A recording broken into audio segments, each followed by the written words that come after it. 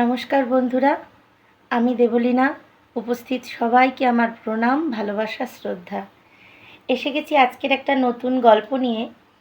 তা হলো যে শ্রাবণ মাসে এই যে আমরা শিবের উপোস করি বা শিবের পুজো করি, এই পুজোটা কেন করা হয়েছিল, কী কারণে, শ্রাবণ মাসেই কেন করা হয়েছিল, এটা বলতে গেলে আমাকে একটু পুরাণের গল্প বলতে হবে। সেটা হলো যে শিব যখন সমুদ্র মন্থন হয়েছিল, সমুদ্র মন্থনকালে তো দুরকম উঠেছিল, হলাহলও উঠেছিল, অমৃত উঠেছিল, বিষ এবং অমৃত। তা সেই অমৃত তো দেবতা আর অসুরেরা মিলে কাড়াকাড়ি করেছিল, সে গল্প পরে আমি শোনাবো।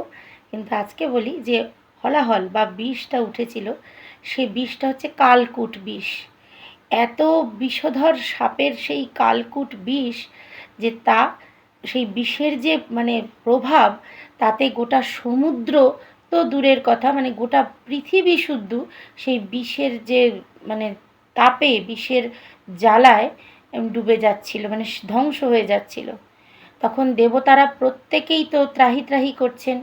সমস্ত দেবতাগণ গেলেন বিষ্ণুর কাছে, যেহেতু বিষ্ণু থাকেন পাতালে অনন্ত শয়নে, তার কাছে গেলেন যে হে প্রভু, এর থেকে আমরা কিভাবে উদ্ধার পাবো? এই বিষে তো সারা বিশ্ব নষ্ট হয়ে যাবে, প্রাণীকুল মরে যাচ্ছে, সব শেষ হয়ে যাচ্ছে, তাহলে কি হবে?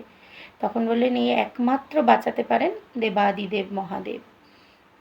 তো তাই জন্য মহাদেবকে ডাকা হলো, মহাদেবকে স্মরণ করা হলো, তার পুজো করা হলো, তার স্মরণ করা হলো। তখন তিনি বললেন যে ঠিক আছে, এই হলাহল আমি ধারণ করব নিজের কণ্ঠে।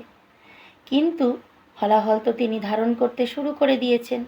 এবার ধারণ করার পরে নিচ্ছেন, ক্রমশ নিয়ে নিচ্ছেন, নিতে নিতে নিতে নিতে তার সমস্ত শরীর নীল হয়ে গেল, একদম বিষের।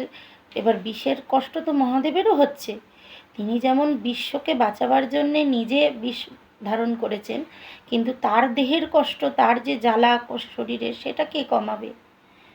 তখন বরুণ দেব বললেন যে ঠিক আছে, মহাদেবের এই যে যন্ত্রণা, এই যে গলার যে জ্বালা, আমি কমাবার চেষ্টা করব আমার যে বাড়িধারা দিয়ে, বৃষ্টি দিয়ে।